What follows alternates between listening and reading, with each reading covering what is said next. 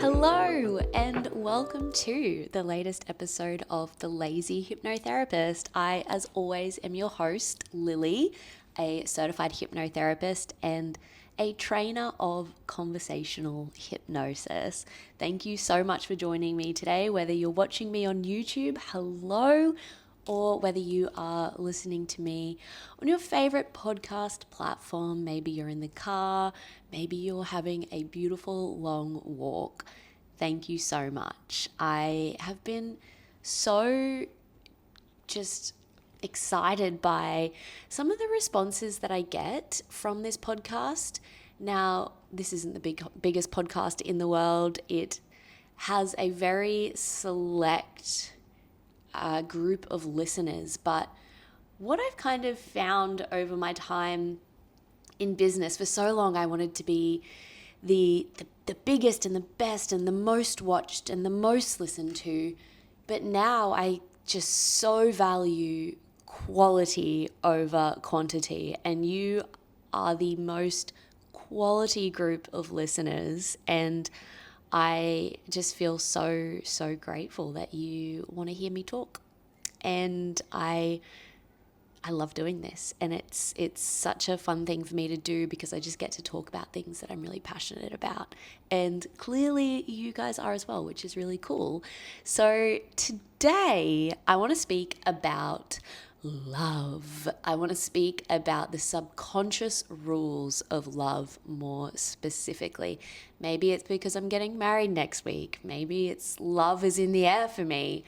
I just want to speak about it because it's something that I've always found really interesting. And the first kind of memories that I have about finding this interesting before I learnt anything about the subconscious mind and attachment styles and things like that, I remember vividly thinking sort of, I suppose when I was in my late teens, early 20s, that I seem to always attract the same types of people.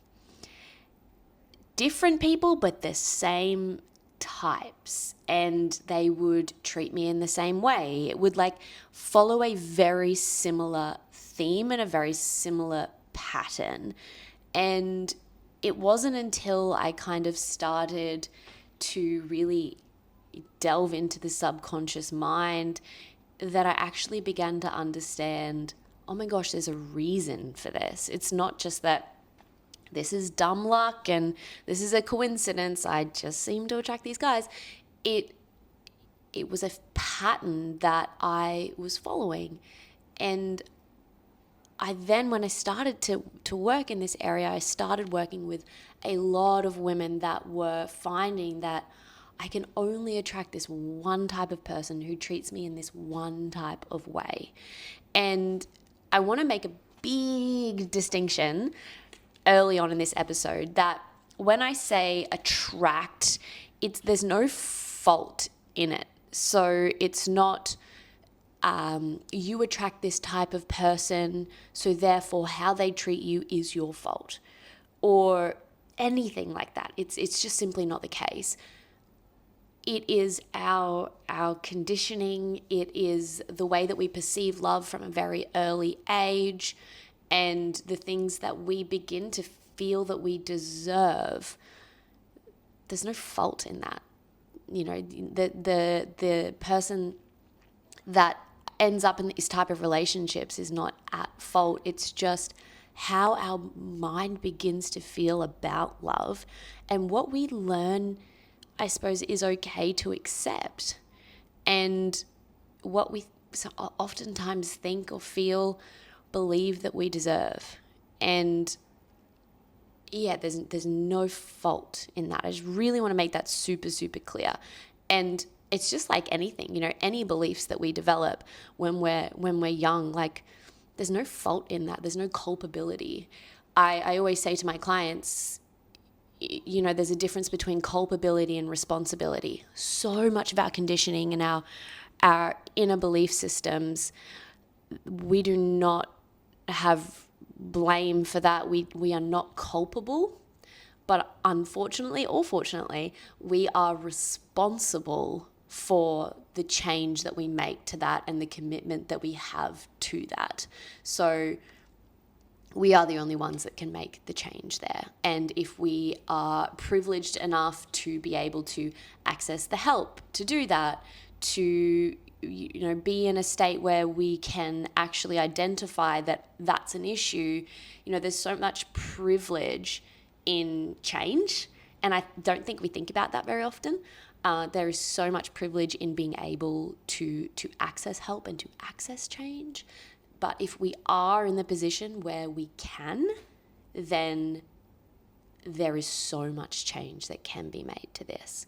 So like I was saying, I really began to realize, wow, I'm just like attracting these same types of people that, kind of like seem like they're interested in me, and then they kind of ghost me, or I get into a situationship, if you will, and then there's something about them that just gives me the ick, and I do the same to them.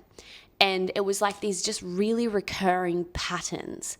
I could never find someone that I just like truly either, wanted me and I wanted them in the same way, or it was like they didn't want me or I didn't want them. And there was all these like very, very similar themes amongst all of it.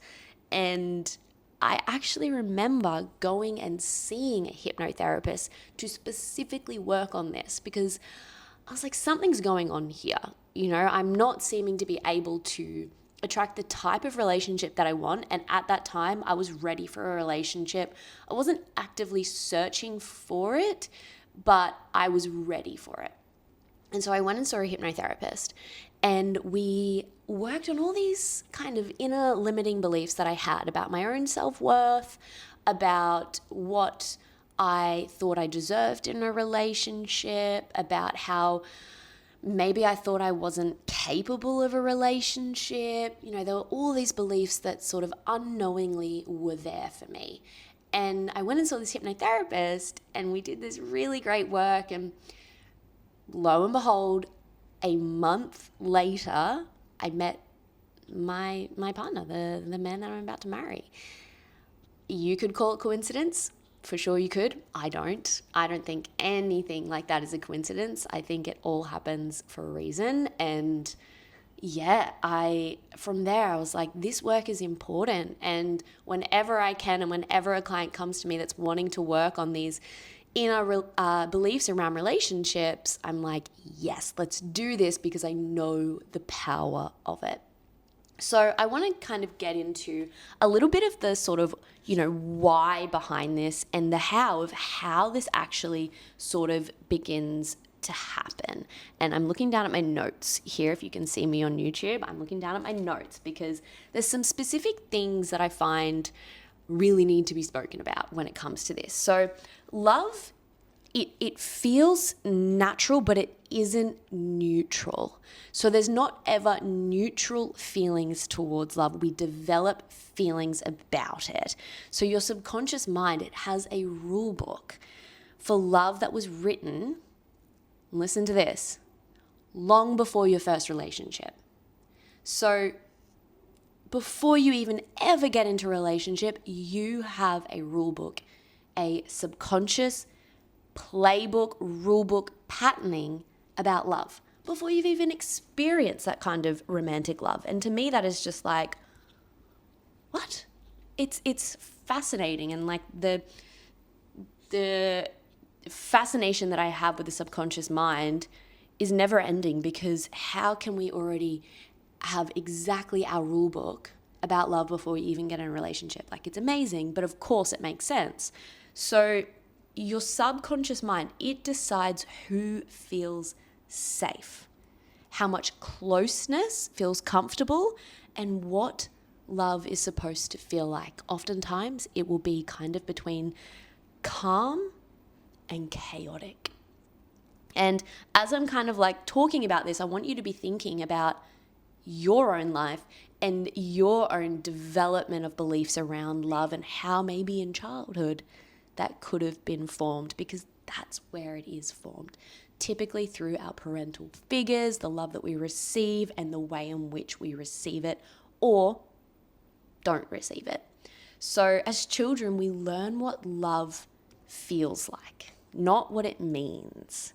We learn the feeling of it. And our subconscious mind, as we know, does not respond to logic. It responds to feeling and emotion. So we learn what love feels like. So if love ever felt inconsistent for you, maybe you internalize that connection requires effort. If love felt conditional, maybe you learned that approval equals safety and love. If love felt fleeting or absent, maybe you equated that independence is protection. That is safety. The subconscious mind doesn't care if it's healthy. Doesn't care if it's a healthy love. It cares if it's familiar. Because as we've spoken about on this podcast before, familiar to our mind equals safe, equals comfortable. And as we know, our subconscious mind always wants to take us towards safety. But what we kind of need to begin to recognize that familiar, whilst to our subconscious mind, it often really feels like safety, it does not equal safety. Like familiar does not equal safety. We often mistake like familiarity for chemistry. So if we meet someone, we think, oh my God, we have so much chemistry. Like, wow. Oftentimes that's just because it's familiar. It's a familiar feeling, and we kind of, slip into that familiar feeling, and it feels like love and it feels like chemistry. That's why people are drawn to that same dynamic even when it hurts. You're drawn to those same types of people, even if it's painful, even if it hurts, because that hurt and that pain is familiar, which is crazy to think that pain can equal safety. But it does, because it feels familiar. And all of these things are just so important to recognize, because otherwise we begin to feel like, one, we're to blame. But two, this is just, our luck, that these people are drawn to us. This is just our luck. No, we actually do have say, and we actually do have control in this once we begin to recognize what's going on. So the subconscious, it prefers what it knows, even if it's painful, because predictability feels safe. So if you can predict in your mind, this person's gonna do this person's gonna treat me in this way, this is what I'm worthy of, your mind is going to go, oh, that person's great, because you can predict what they're going to do. Or you can predict almost the unpredictability of what they're going to do, because that feels safe and that feels comfortable. So how this can kind of like maybe show up in relationships, if you want to start thinking about, okay, how is this actually showing up for me? Maybe you find that you are drawn to emotionally unavailable partners, and every partner seems to just be that little bit emotionally unavailable. And even though last time you said, I'm never going to go for someone who's emotionally unavailable again, they just keep coming. Sometimes, in yourself, you might notice that you start to feel a bit anxious when, maybe things feel a bit too easy, or things are a little bit too good, or, you're just kind of in a relationship that feels good. Maybe that's when the anxiety starts to hit, because that feeling of safety, or that feeling of like, this is all really good, feels unsafe because it feels unfamiliar. Maybe, you're sort of like replaying maybe old patterns of like the pursuit of someone, the control, the withdrawal that then happens. It's like this loop. And that's kind of, a pattern that I remember sort of playing of like, I would maybe like pursue the person.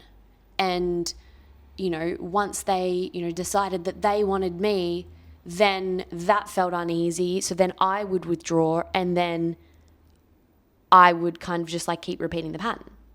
It's a really, really common one. Maybe you find that like you feel like you need to go above and beyond, like to achieve their love, or, you're overgiving, or you're like fixing things to maintain this connection, like doing everything you can to maintain it. Because maybe you felt like when you were younger, that's what you had to do. You had to win love. Maybe, that there's feelings of, you feel a little bit bored when a relationship is good, when it's healthy, because I guess there's no pursuit. There's no sort of feelings of like, I need to win this. I need to achieve this. When things are just going good, it's like, what? This was a bit weird. Maybe, a lot of the times we feel like we end up in relationships where we're kind of made to feel like quite unworthy. And whilst that feeling is awful, sometimes it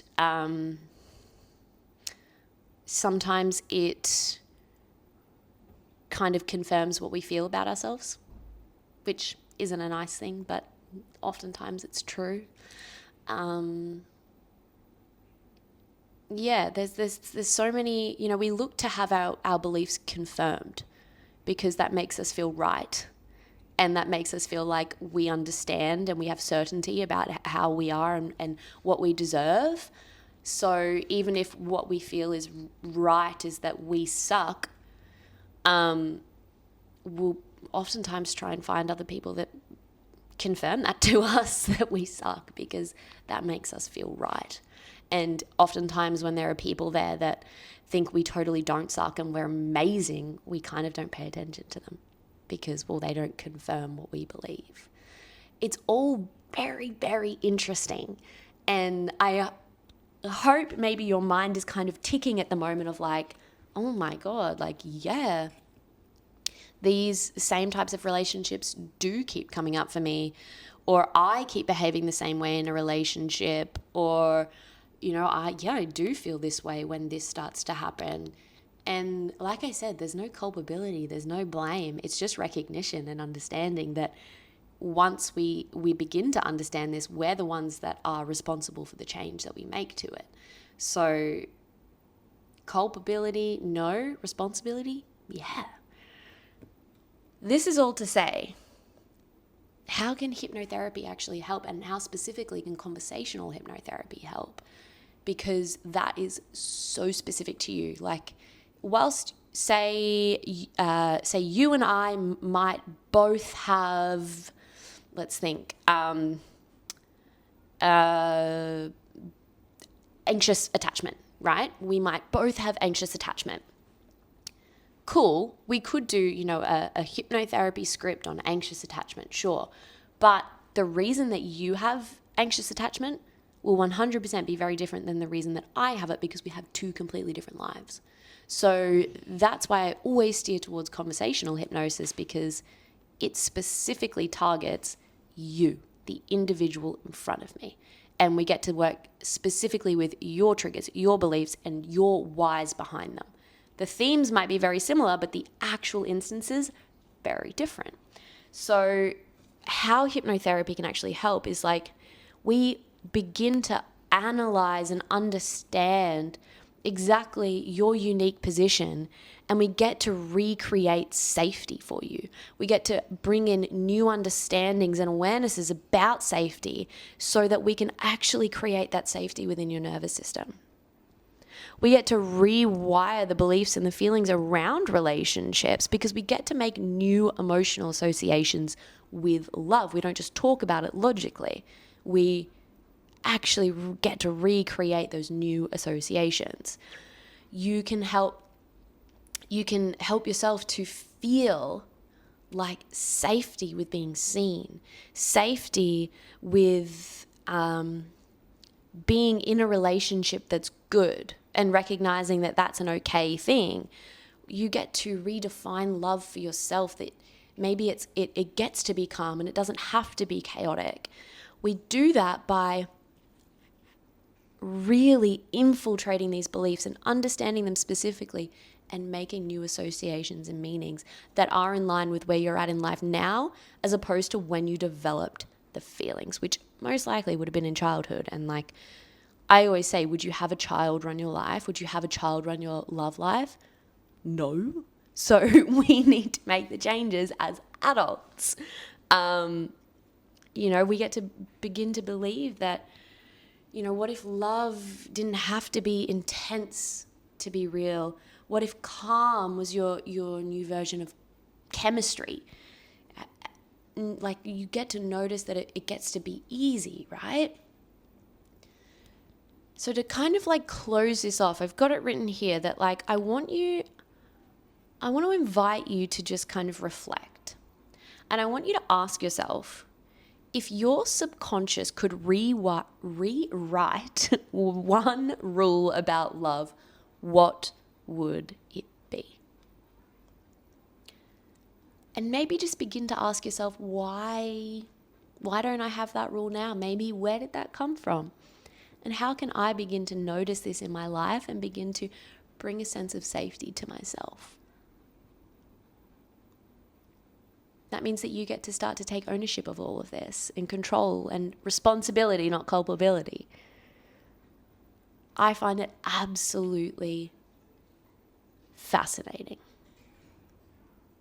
And it just begins to show us how every aspect of our life is run by our subconscious mind. So if we're not delving deep into that and understanding it, we are ignoring a major, major facet of our life that is actually having big impacts. Absolutely fascinating. I hope you find it as fascinating as me. Probably not, because I am a bit of a nerd when it comes to the subconscious mind. I just find it so unbelievably fascinating, which is probably why I'm in this line of work. So if you are interested in delving more into this, really intimately, book in a free discovery call with me and we can have a chat about how we might be able to make some changes here for you.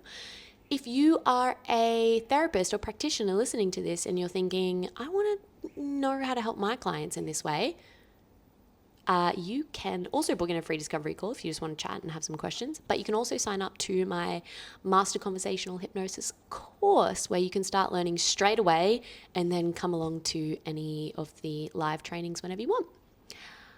Thank you for listening. As always, thank you so, so much. I will see you in the next episode. It will probably be a couple of weeks because next week I'm going away for my wedding and then I have a week off for a little honeymoon. So the next time you hear from me, I will be a married little lady. That is a bit crazy. But yeah, I will see you then. And as always, if you have any questions about this episode or anything comes up for you that you want to talk about, reach out and I'm always happy to have a chat. All right. Bye.